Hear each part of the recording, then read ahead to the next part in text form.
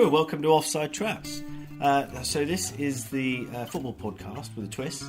So we have me, David Fenn, who's basically an ignoramus when it comes to football. But fortunately, I have three amazing friends who are fountains of knowledge when it comes to football. We have, on my left, we have Dan, who's a Fulham fan. Hello. On my right, we've got Dan, who's an Arsenal man. Hello. And we've got Adam, who's a Man U man. Hello. So the point of this podcast, for those who are new to it, basically, I ask some inane questions and hopefully learn a bit about football. And these guys will impart their knowledge. And I will hopefully learn a bit about football. I have over the last 6 or so episodes, haven't I? I think so. Yeah. I think I know what the FA Cup is. It's something you don't drink tea out of. And I've learned about Amcar Perm. Yeah. Which is a funky Rest hairstyle. in peace.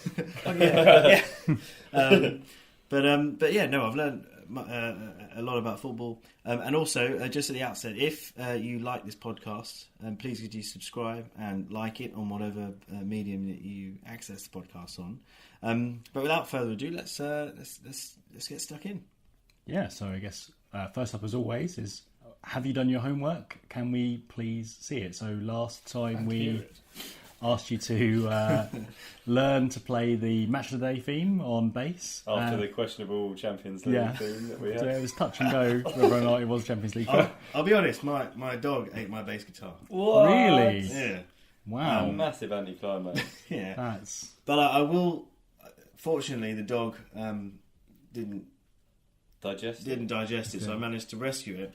And I'm still able to play it. So next podcast, I will hopefully have listened to and learnt the Match of the Day. Cool. Could you maybe verbalise how you think it would go on the bass guitar? Yeah, I think there has to be something. Match of the Day Yeah. theme tune. Well, I don't want to spoil it for you guys because I've got such It won't. amazing ideas. I was thinking of having some effects pedals and a 4-piece bass You orchestra. could do this with the old... Yeah. Yeah. And then... What, gargling it? The voice box is the most complicated of all the instruments. I'd rather leave it as a surprise. I don't want the fans. We'd rather you did your homework. I can't help it when my imaginary dog eats my bass guitar. The thing is, famously, bass guitars will pass straight through an imaginary. Just give it a rinse. That'll be ready next week then, will it? So you've had 6 weeks. I've had 6 weeks. I Big F just for that. need a little bit of an extension. But have no fear. I'll try and do it the next time. All right. Well, it was a second part of your homework The as second well. part of the homework. Finding out the true origins of the Brighton Crystal Palace rivalry. So basically, I've done a lot of research into this. I had to go to the British Library and research to go far back into the mists of time. Now, some of this, so listen to it, but some of it you might have to just take with a bit of a pinch of salt. But I'll leave that to you and the listeners to decide. So basically, what I found out was the rivalry dates back to the mid-19th century when the former Crystal Palace, as it once was, because it was a building called the Crystal Palace, was built. So it was originally built in Hyde Park to house the Great Exhibition of 1851, and it was shortly thereafter moved to the top of Penge Peak next to Sydenham Hill, where it stood for 82 years until it was destroyed by fire in 1936. Now, there had historically been a friendly rivalry between Brighton and Crystal Palace because of the fact that both areas had spectacular buildings. Brighton, of course, had the pavilion. Some people even say that when Queen Victoria visited the Crystal Palace, she would say it was much more spectacular than her uncle George IV's pavilion. So banter. You could see... Classic piece of Victorian banter. Victorian bands. So you can see that the seeds of the bitter rivalry were sown from an early time.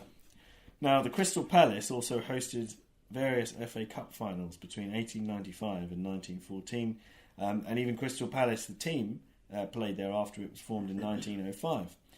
Brighton and Hove Albion, of course, were formed only a few years before. Now, matters came to a head in 1928 when... How is the golden interval period? Are we going up year by year at the moment?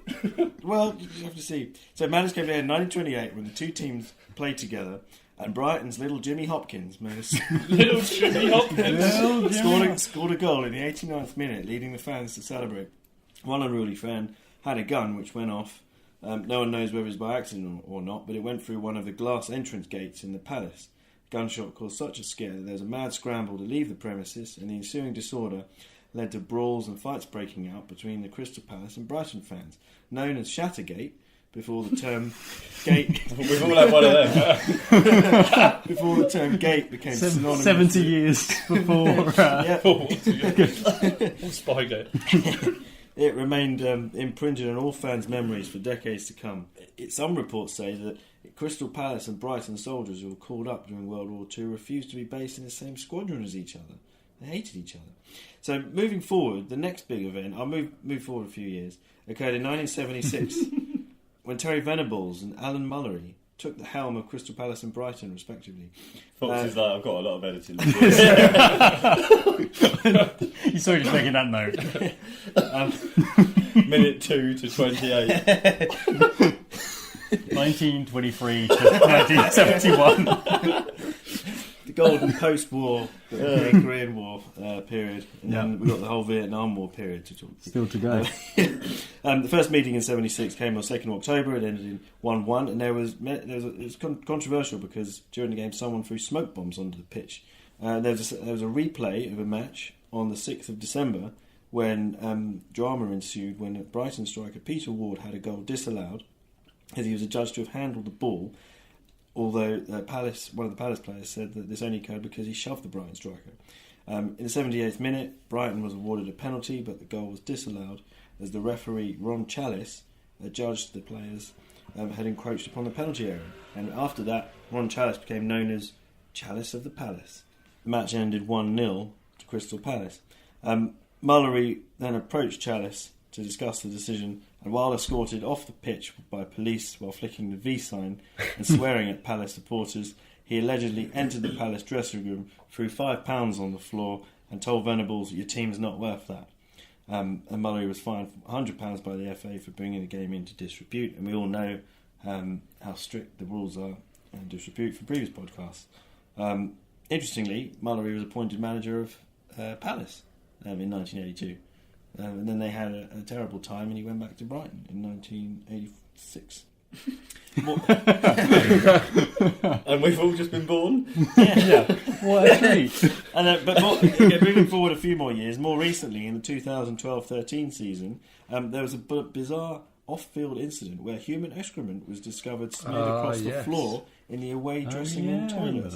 And what was perceived to be an attempt to unsettle the opposition. Another Shattergate. Yeah.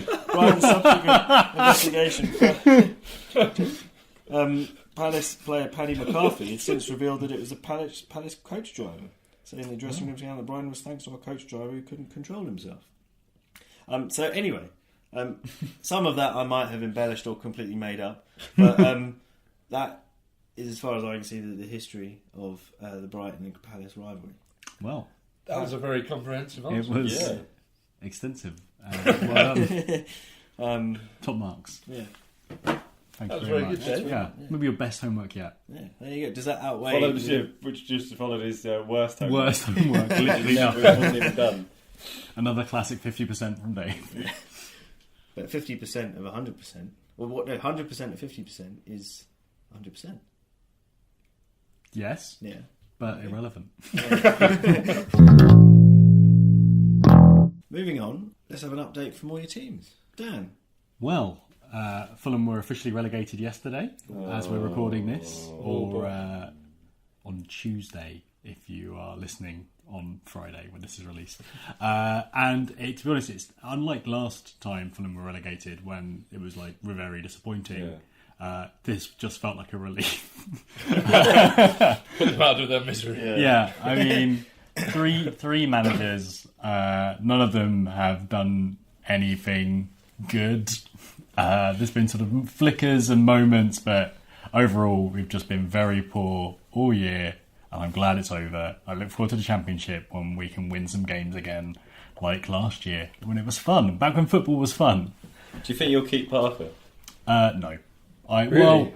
I don't I think he hasn't given a reason to keep him at the moment, even though he hasn't had any games, I suppose. But. It's as auditions go, it was obviously a tough opening run of all sort of top 6 fixtures, but then the Watford game was arguably our worst performance, and that was the game where maybe we had got something out of it just to show that he had some kind of... Yeah. So I think apart from a bit of a bounce just from him being more well-liked than Ranieri, I think I'd rather see someone else come in. Not that, I think Parker might be a good manager one day. He just hasn't shown enough for a team that I would hope next year is looking to just bounce straight back up. So I would like to see a manager with some experience, and like we've discussed previously, any of the managers who know what they're doing, like to play progressive football, something like that. Let's never speak of it again. It would be ideally for me now. Fulham would just not turn up for their remaining games, and they would just. Do you still get a default? Is it 3-0? Yeah, is that? I'd take that. The only thing, the last thing we have to look forward to now is that hopefully we can beat Cardiff in, I think it's one of our last 2 fixtures, and relegate Cardiff, the worst team in the league. So, and that's all I'm looking forward to. I was talking to a friend of mine who supports Fulham, and he said one silver lining is that ticket prices will probably go down. Yeah. Well, there was a protest at the Man City game about the increases in ticket prices, because they've gone up a lot. Sort of £45 for the tier 2 games at home is very expensive to see Fulham, Watford, especially this year. And yeah, those coming down so we can all go again. That'll be lovely. Yeah. Especially when it's £30 to go to an away game. That's cat. Well, onwards and upwards for next year. Well, yeah, fingers crossed. Well, no, downwards. Or downwards. As is relegation. Yeah.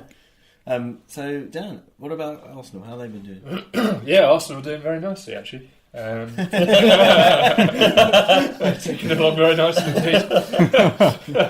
They're in good form at the moment. They're in 3rd in the league, which is good. Overtaken Tottenham, which is always nice, and balance is restored. Yeah. And we've got a nice tie in Europe coming up against Napoli, who are one of the favourites. I'm really pleased we got them, actually, because we were going to have to play them at some point. And Napoli are kind of the sort of team you'd expect in the first knockout round of the Champions League. So this is the sort of game we should be playing in Europe. So I'm quite pleased with that draw, and I think if we win that, we'll stand a good chance of going through. Of course going through, but of winning the competition, which would be good. And everything's rosy in Arsenal land. No news is good news. Yeah, basically. And Meps, how's Man U doing? How's our mate Ole Gunnar Solskjær doing? Yeah, right. He's just been given the job, mate. Has all he? the time. Yeah. Oh, yeah. Well, you knew that, but yeah, he. It was like the worst kept secret. I think they were trying to decide whether to. He came in obviously interim manager and to smash that out of the park. Really, got announced. Got announced last week. So yeah, it's kind of they can now plan for the summer, plan for transfers.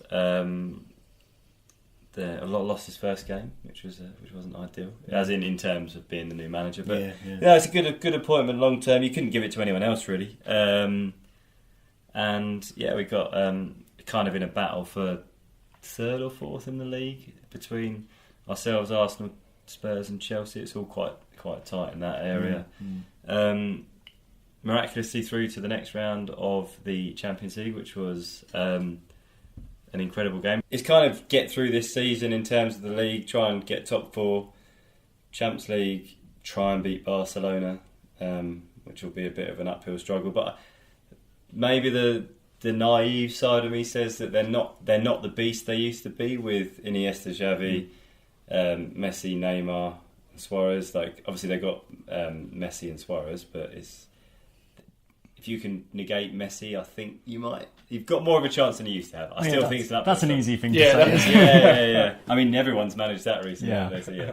But yeah, so looking forward to that, and then just basically this summer and trying to rebuild. They've announced they're going to get a technical director in, which will be someone to come in to plan the strategy for signings going forward, because there's a bit of a gung-ho approach to signing at the moment. Some of them haven't made sense, or some of the the contract extensions haven't made sense. But yeah, it's overall just kind of get through the rest of the season, enjoy what you can. Hopefully the Champions League will go well, and then roll on next season. Yeah. Do other teams have a technical director?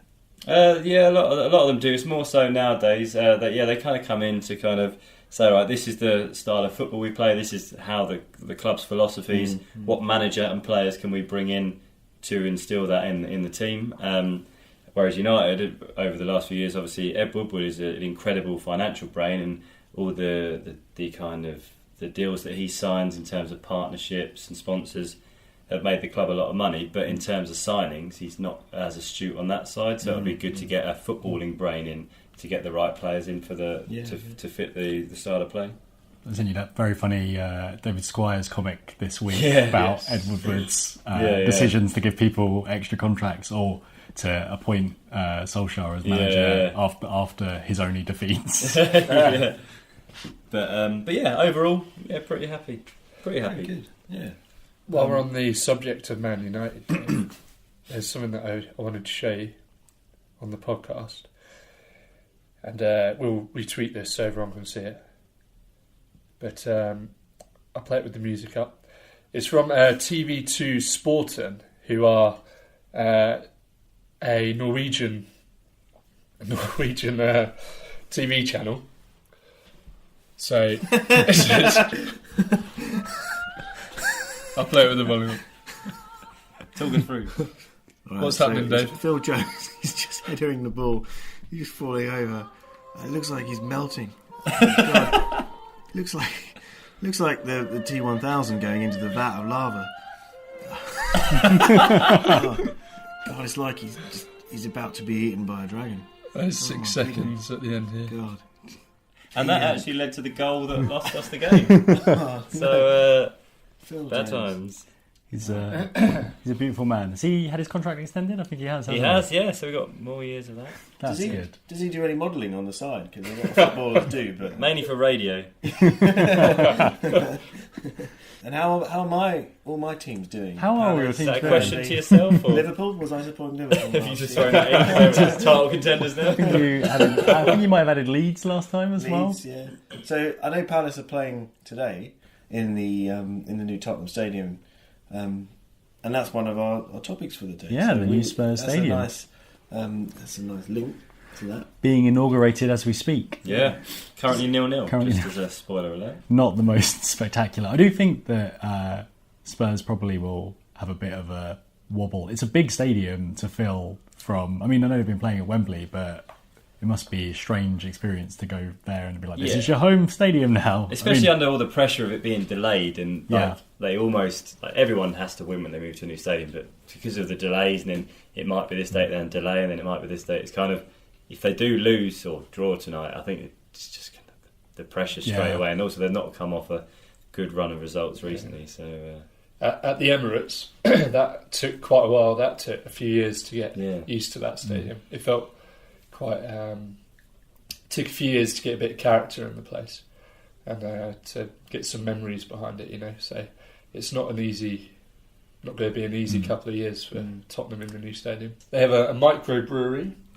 and the bar's the full length of the pitch, isn't it? As well, it's the biggest bar in Europe, I think. Oh, really? Something like that. It's the full length of the pitch. God, it'd be quite tough for the barman to just serve all those people.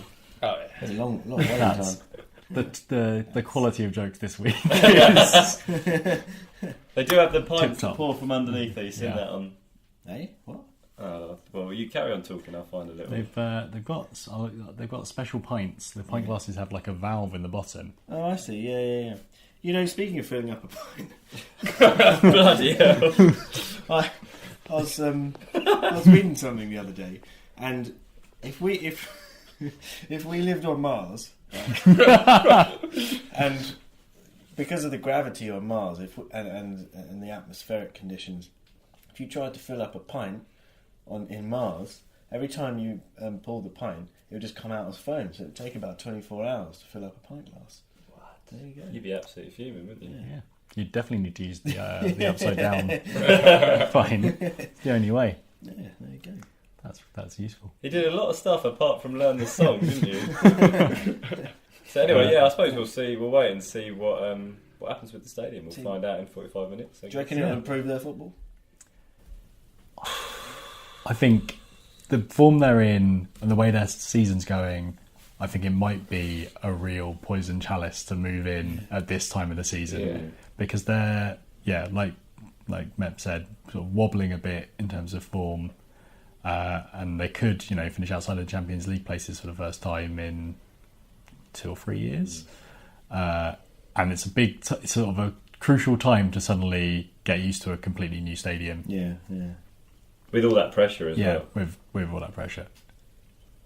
Why couldn't they just have stayed in Wembley for the rest of Well, this is what a lot of people were saying they should have done, but I think they've had 4 home stadiums in the last 2 seasons now because they've played home games at MK Dons, White Hart Lane, Wembley, and now their new stadium. Did they play at MK Dons as well? Yeah, I think it was a cup match. Monty Dons. Oh, they swapped, didn't they? They swapped it, yeah. So some people are saying that's, perhaps shouldn't be the case for one reason or another. Yeah. It's very Spurs are obviously a well-run club, but the Levy style of running a club where you force the best deal, but sometimes you kind of push things right down to the limit, I think has a bit of a knock-on to their team and how they actually perform on the pitch because, fair enough that there's no good players in the market this year for the prices they wanted to pay, but they probably should have spanked 60 million on a player just to show intent and to keep everyone there happy and fair enough they have to move into a new stadium, but it always feels like it's done in a slightly getting the best deal and running the club the best way financially is having a kind of negative effect on the football, on the pitch. Yeah, I think after a certain amount of time, all players want to win something. They want to win trophies. They want memories like that to come back to. So I think if they don't start winning something soon, I wouldn't be surprised if you saw some big money moves out as well. So I mean, obviously they'll all want to move into the new stadium as they are, but yeah, if in 2 years' time they haven't won anything, whether Harry Kane moves on, people Dele Alli, Christian Eriksen, I wouldn't be surprised. Yeah, and they obviously want to do that step up from being a big club to being in that top tier of clubs. But yeah, right now you think they're sort of living the same world as like Dortmund, say, who Dortmund have won the league in Germany, but they're still essentially a feeder club to Bayern Munich, Real Madrid, whoever wanted to come in and take their players. Speaking of German football, we've had a bit of a international break on the podcast. It's been a few weeks because we've all been away. Flan, I know you've been to Amsterdam. Yes. But just to stick with the German football thing, I want to say first I went to Bayern Munich.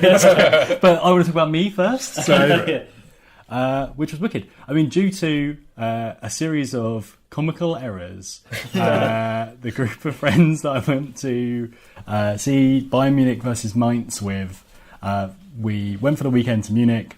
First of all, the Liverpool Bayern Munich Champions League game moved the match from a Saturday to the Sunday, meaning we were going to have to miss the end of the match, or so we thought, because we had our flights booked on the Sunday. We then realised that we'd misunderstood the time difference and we actually had to leave at half time. Which, I mean, Munich is lovely, but the entire point of our trip got cut down to 45 minutes. But I will say, Bayern Munich Stadium is wicked. It's enormous. It looks amazing.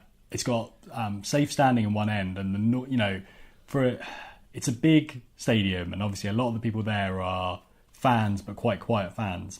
But it's because all of the big fans, the regulars, are in the ends, and the standing end just doesn't stop moving and singing for the entire match. Like it's ridiculous. Also, the stadium has the best integration of all of the stuff stadium can do with the announcer and with the fans that I've ever seen. So, when the players come out, there's synchronised lighting and cheering from the crowd. But even when Bayern Munich score, they get the crowd to shout the score. So it was Bayern Mainz was the game we went to. It was 3-0 they were 3-0 up at half time, finished 6-0. But when they score a goal, they were like, the score, I bet in German, which I don't know, Bayern, and then all of the fans will shout, Fünf, Mainz, Null, and it's hilarious to hear like 60,000 Bayern fans like basically hard trolling. I suppose they don't do it if they're losing, though. Yeah, probably not. Probably won't. Less so. But that was very enjoyable. Would recommend. Yeah, it's a stadium I've always wanted to go to, so Love to I go want to there. add that to the... It's very close to the airport as well. We got a taxi from the stadium, and it was about 20 minutes. Wow. So it's very convenient. There's no public transport, which I think is a mistake on Ryan's part. Feedback for them? Yeah, a bit of feedback for you, Brian. Put on a shuttle bus. Yeah. So Flan, so you were in Amsterdam. Amsterdam, yeah. I didn't get to see a match, but we went on a stadium tour. So I was in Amsterdam with my family, my wife and my son, mainly because we've been to Holland a few times in recent years on stag do's. And I've often been walking around the streets going, oh, it looks lovely over there, but I can't exactly suggest to the lads we go to the museum over there. And I insisted that we went one day to the Ajax Stadium tour, which was really cool. Really, I think they're probably one of the most interesting clubs around at the moment. So we started in the away dressing room, where they deliberately only put in 10 showers. So one of the team can't have a shower at the same time as the rest of the team. So in the away changing room, they've just got like a very basic bench with kind of 3 hooks above each place. And I don't even think there was a flip chart or anything like that. From there you go to the players' tunnel where they walk out onto the pitch. And when you do that, it's quite a striking thing to walk up the steps and then you go out into this massive stadium and arena. Have any of you been on any other stadium tours? On my stag do, we went to the Mestalla, the Valencia Stadium, to do the tour, but it was closed. It was closed. But we had a lovely wander round and a nice fry up. Yeah, yeah, and drank some more, so that was good. It must be worth doing because there's so much history to every stadium, apart from Tottenham's one because it does no history yet. Sting, man. Good grief. Hard burn. I.e., only on the basis that it's just opened. Well, I did see because it's built on the remains of the old stadium. They have marked the centre circle where it used to be, which Flan sent a very funny tweet that someone had posted that they were. It's nice of Spurs to mark the place where Thierry Henry and Ashley Cole celebrated winning the title that year. That was the Arsenal official photographer. That was who tweeted that. Yeah. He's very good on Twitter, actually. He's a good follow. Yeah.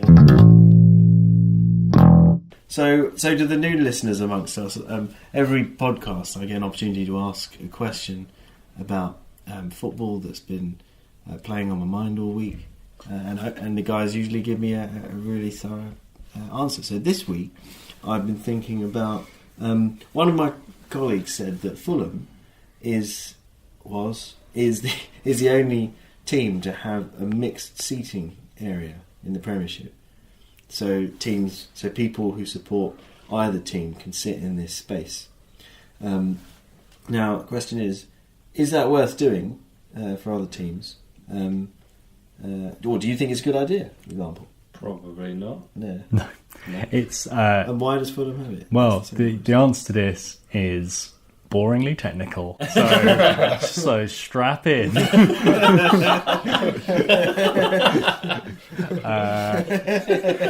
Get ready. Premier League regulations require the home and away fans to have separate turnstiles. Yeah.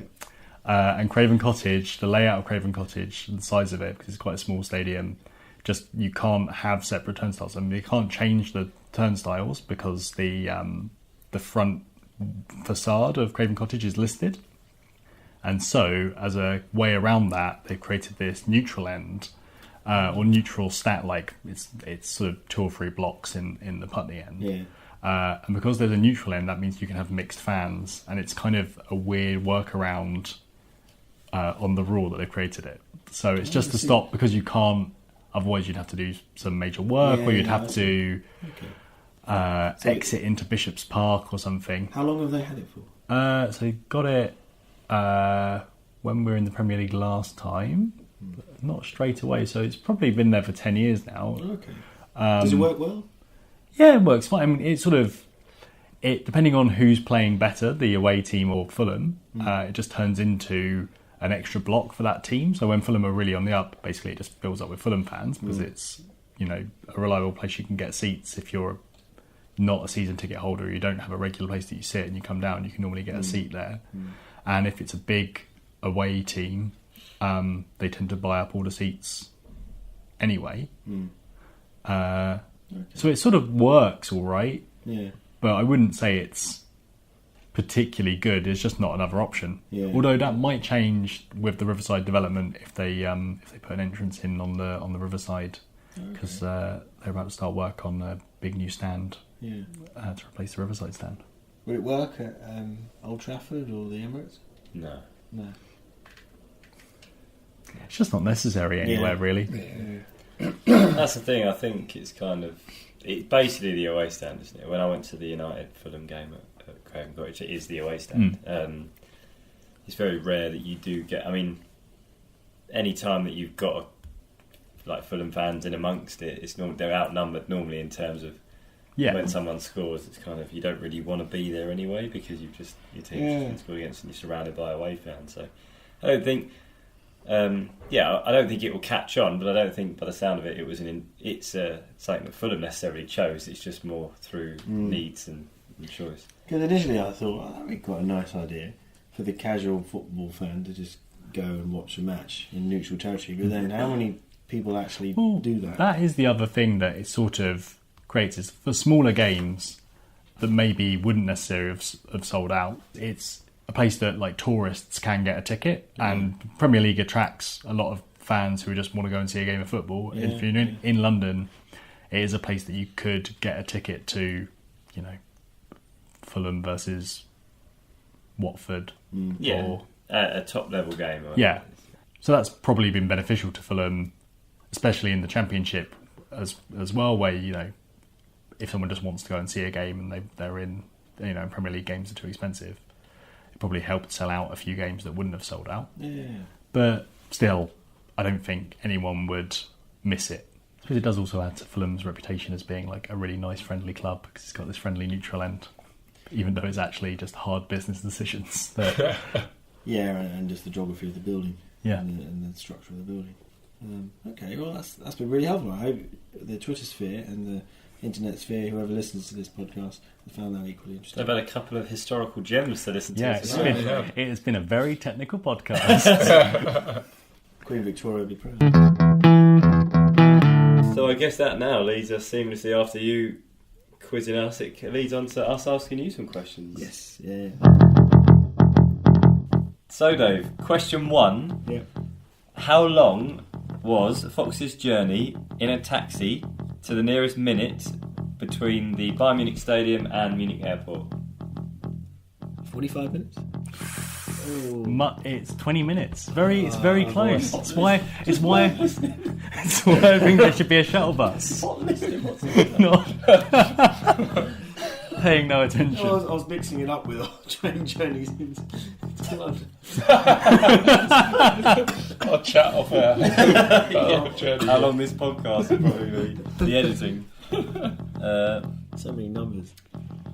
Okay, so no marks there, I'm afraid. So now on to the arts round, Dave. Yep. Using this picture of Little Johnny Frostbite from the Mighty Boosh as reference, please could you draw Little Johnny Hopkins? Little Jimmy Hopkins.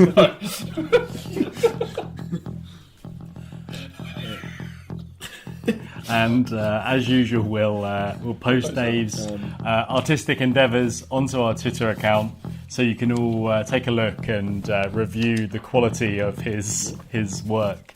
Has he captured little Jimmy / Johnny Hopkins is essence from the golden from the golden interwar period, an area that they've become a true expert in recent months. Sorry about that. I was thinking of Johnny Hipkins rather than. Well, yeah, no, I can see how Jimmy that Hopkins. happens to the best of us. What would have helped is that there was a picture of this guy available on the internet. But before photography became commonplace. Yeah. It was when it was technically illegal to photograph a footballer. Right, so I'll move on to your last question while you're drawing that, and it's a reference to how much attention you actually paid to your own homework. Who was blamed for shitting on the dressing room floor after a game between Brighton and Crystal Palace? It was the Crystal Palace bus driver called. I didn't say the name. You didn't say the name. I didn't say the name. Yeah, but it was the coach. But driver. do you know the name? I know the name. Phillips, I think. Sure, Philip the bus driver.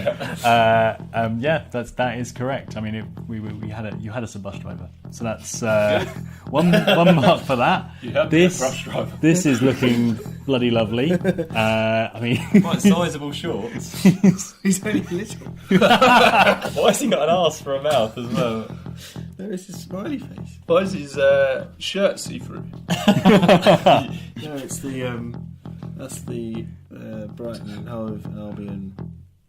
Oh, I see. Right. Yeah, strip, isn't it? I mean, the badge it is. is That's on the 1928 strip. His torso is a lot bigger than his shorts. And then this is just for scale, just to show how little he is. He was a notoriously oddly shaped man, wasn't he? And then we've got here a seagull. An enormous seagull. Seagull's much bigger than a football. Enormous size seagull. All right. That's not regulation football then, is it? It's artistic license. It's artistic license, but this is to scale. Is he chewing a gobstopper? Yeah, basically. I mean, Really set out one. I would say it's bloody beautiful. Yeah. Right, so we'll get that up online so you can all review it as well. That's very good, Dave. So we'll move on to your homework for next week. And first of all, obviously you need to do your homework for this week, so we expect you to finally learn the Match of the Day theme tune on bass and play us your best rendition of that. Yeah, we'll do. And then the next one is a bit of creative writing for you. We'd like you to, as the naming rights for the new Tottenham Hotspur Stadium have not been sold yet, so it's still, I guess, the Tottenham Stadium. We'd like you to come up with what you would name the new stadium and why. Okay. Good question. And quick score update. Oh yeah. So the last time I checked, let me check again. There has been a goal at the new Spurs unspecified name stadium. Son scored, so he's the first Premier League goal scorer there, and actually puts Arsenal behind Spurs again. Although you have got a game in hand, but you know. And anything can happen before this podcast comes out. Yeah. So yeah. All right. So the last thing for us to do is to come up with a name for the podcast. Little Jimmy. Little Jimmy. Little Jimmy is pretty Johnny. good. Or Shattergate. Or Shattergate is yeah, it? Shattergate's good. I like that. I think we should probably go with Shattergate. Yeah. I think so. All right, so if you want to talk about this week's podcast with us or each other on Twitter, use the hashtag Shattergate.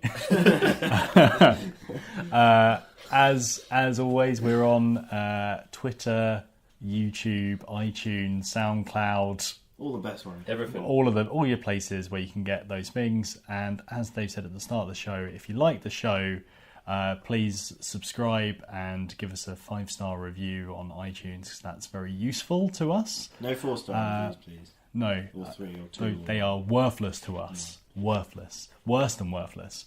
And something that I meant to do at the start of the show, hello to some of our international listeners. We got some interesting statistics this week, and we had a listener in Kuwait. Wow. Hello. Wow, hello. Hello in Kuwait. If you've come back for more, I mean, you only listened one time. Who's to say if you didn't like it? I'm trying to think where else we had. We had one in Accra in Ghana. Hello, Ghana. Ghana. Right, do you have one in Argentina or? think we have had one in Argentina. So maybe we'll make this an extra feature as hello to our international listeners. So if you're listening from somewhere more interesting than South London, then hello, and we'll try and give you a shout out next time as well.